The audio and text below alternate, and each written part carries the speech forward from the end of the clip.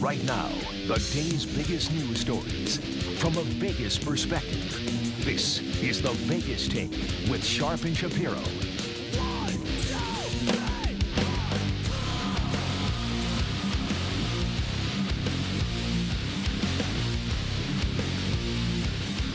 All right, welcome back. It is the Vegas Take, rolling out hour number 3 on a Thursday.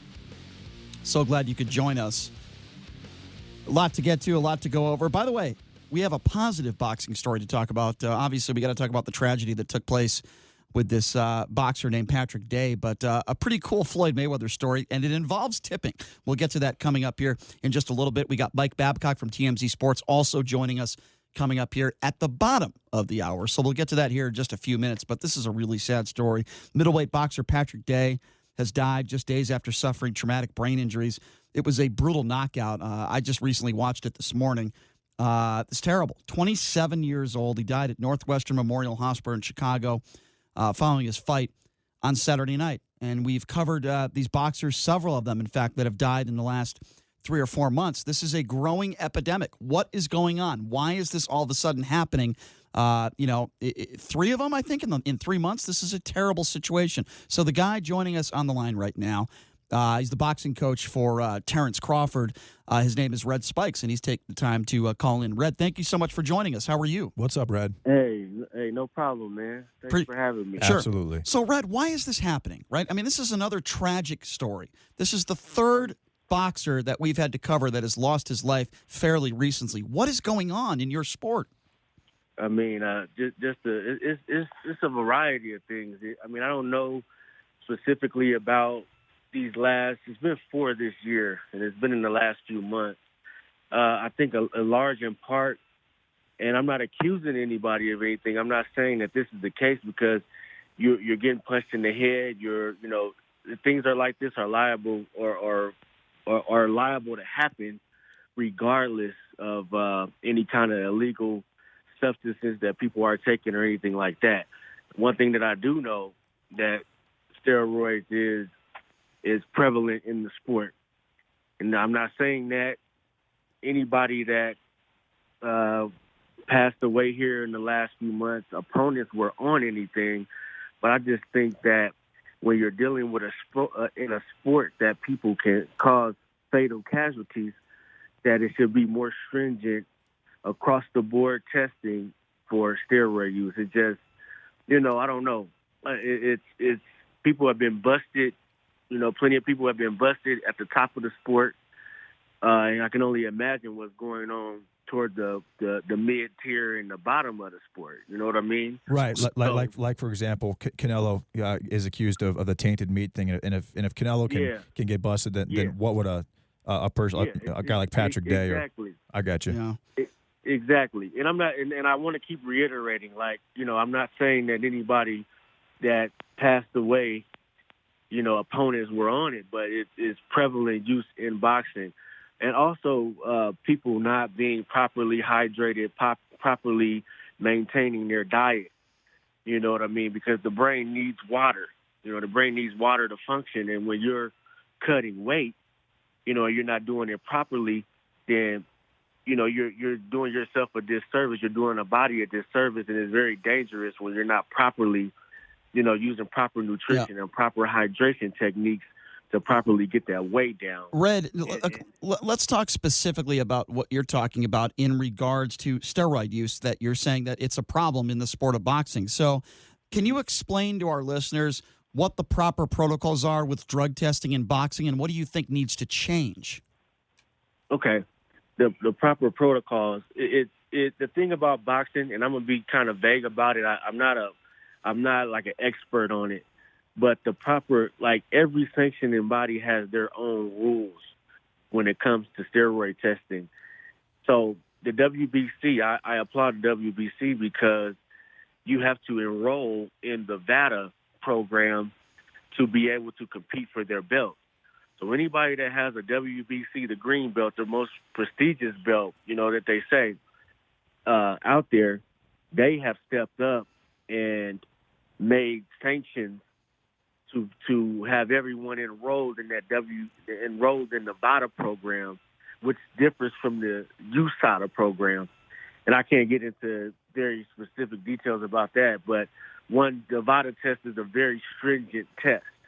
The USADA test has been beaten. It's been beaten by Russian athletes and other athletes. And I don't know if it's that USADA doesn't test for certain things or this or that, but it's a proven thing that VADA has caught more people than USADA has over the years. Mm-hmm. So it just kind of tells me that VADA is the more stringent testing, and that's the top, the top test right now. And there's constantly scientists and people trying to come up with ways to beat these tests. So the testing has to evolve with the science. People, USADA once upon a time was probably a very useful testing method. You know what I mean? But you have to evolve with scientific methods, and people are all constantly finding ways to cheat. Red, you mentioned how nutrition is so important for the brain, and Terence Crawford, your fighter, and you coach him with Brian McIntyre. You guys have done an outstanding job. He's always in the best shape. He walks around 161, 162, and then he cuts down his weight, but he does it properly. Did you end up watching? Did you ever end up watching highlights of this fight? And if you did, at what point do you think that the traumatic brain injury that threatened his life occurred during the fight? I don't. Usually when that happens, it's not. I've seen highlights of the fight. I'm out here in Colorado Springs and we're training, so right. I haven't had time to watch the fight, so I can't really comment. But what I did see, that he had got knocked down a couple of times, and the final knockdown, which was the fatal situation. Now, usually what happens in the history of boxing is people take a prolonged beating for a certain amount of rounds, and that's what usually causes these brain injuries. I'm not an expert, but just from what I've seen, just from my eye. But you're pretty close to an expert. not when it comes just boxing X and O's, but these are just my observations. And these are my opinions. I understand. No, sure. We totally understand. Right. Yep. So, Red, go ahead. I'm sorry. Go ahead, Red. Go ahead. Okay. I was just going to say, usually prolonged beatings over 12 rounds or a certain lengthy amount of rounds, is usually, causes those situations. Mm-hmm. Not like quick knockouts, and that's why you don't see a lot of it in MMA. Sure, you see it in MMA every now and then. I don't know the ratio, but MMA there's usually quick knockouts, and they wave it off. In boxing, you can take punishment, and your toughness and your heart can work against you in those certain situations. Because most fighters don't want their coach to stop a fight, even if they're down. Right, ego and rounds. Of course, right. No question. Right, but it's up to your corner. It's a lot of variables that I could really speak about when it comes to this. Sure, no question. I wanted to ask you, Red, about. I'm going to play devil's advocate here for a second. Listen, I want boxers to be protected, just like I want people in the NFL to be protected. However, I'm going to play devil's advocate here and say this. We've heard about, what's transpired over the last 5 to 10 years with this concussion protocol in the NFL. Because of that, they've changed the rules. Changed the rules to a tad with helmet-to-helmet, tackles and with hits and with protecting the quarterback. And a lot of people are saying it has wussified the NFL. It has changed the NFL forever, and it's just a different league now than it was in the past. Are they saving lives? Probably. Are they protecting players? Absolutely. But there's a lot of angry people, not just fans, but even players. Their job is to hit the quarterback, and now they can't do that. So are you afraid in any sense that because of these tragic deaths, and make no mistake about it, they're all tragic, that this could change boxing and it could anger some fans and it could change some rules and maybe we won't see as many knockouts as we've seen in the past? Are you afraid of that? That's a deep question. It very well could. It could come. I've seen a lot of quicker stoppages. You know what I mean? Like a ref just stopping the fight without giving the guy a chance. Because at the end of the day, like I said before in the opening, things are liable to happen in the ring with or without steroids. So that's why I just wanted to keep reiterating that it is not steroids that's killing people in the ring. You know what I mean? It's a lot more to it. But I don't know. I really, that's a tough question. I really have to think about. It could cause for, it could be helpful for better when it comes to people with their weight and how much weight they're putting back on. Right. It's a lot of unfair. I wouldn't say unfair, but it's a lot of things that people do to cut 30 and 40 pounds, and then when they weigh in, the next day they have a 20-pound weight advantage. But Red, I mean, it's a lot of different variables. Sure. When it comes to, it could go either way. It could be good and it could be bad. But bottom line, it's not good for the body when you cut that much weight, right? Or when you try to gain that much weight. But Red, I mean, when you're talking, and listen, I know you're not trying to single anybody out. I know you're not saying steroids are the reason why this fighter died or several of the other fighters that died. I understand what you're saying, but with that being said, let's just be honest here. You're saying that steroid use is a problem in boxing. It's a general term, what you're saying here. With that being said, hold on. Let's be honest here, okay? Let's be honest. If you're taking steroids, you're going to be more physical. Your shots, your punches are going to be more powerful. You're going to be stronger. And there's no question about that. So what you're saying is this is a serious issue. Whether it's the reason why Patrick Day passed away or not, this is a problem that has to be addressed. I mean, you're an insider here. You're the boxing coach for one of the top boxers in the world, and you're telling us that steroids is a huge issue. Arguably the top pound for pound boxer on the planet Earth. And have you talked to anybody on the commissions about this? Have you talked to anybody that actually could make a change? And what does Terence Crawford feel about this? Because I would imagine you guys have had plenty of conversations about steroid use. Without giving out names, has Terence Crawford said to you or complained to you, there is no question that my opponent is on steroids? Has that happened? No, we haven't sat down and accused anyone of anything. But granted, when you're a world champion and you are the best in the world, you can put these things in the contract. You know what I mean? We're clean. We're under VADA. We can get tested 24/7, 365 days a year. We're enrolled in the VADA program.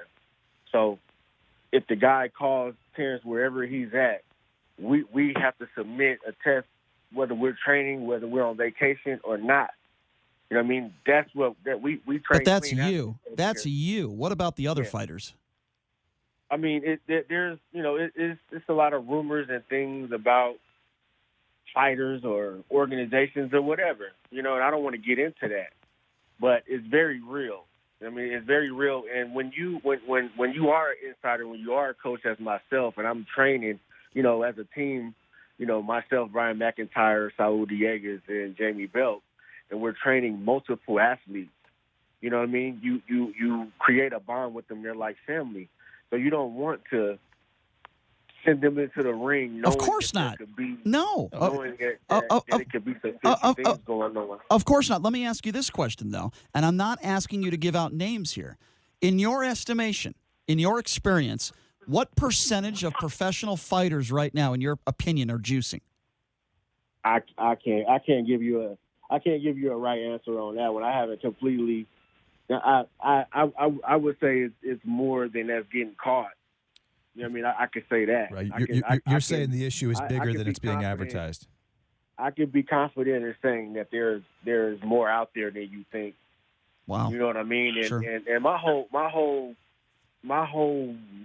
rift about this is that certain sanctioning bodies, certain organizations, promotional companies are not. It needs to be a universal thing. It needs to be kind of one law when it comes to steroids across the board, which makes sense. Not Nevada Athletic Commission has these rules in place. California has these rules. Nebraska has these Why do they do that? Can you explain that? Why? It's beyond me. I couldn't even explain it. In a sport that people are, it's the hurt business. People don't need any advantages to hurt you anymore. And what steroids do, it's not going to completely increase your power to make. Hey, Red, we can't really hear you. Can you talk back? Yeah, we're there you go. Okay, can you hear me? That's much better. Absolutely. Thank you. Go ahead, Red. Okay. Well, steroids is not going to turn you from a non-puncher to a puncher. You're going to be who you are. But what it does is it increases that muscle endurance.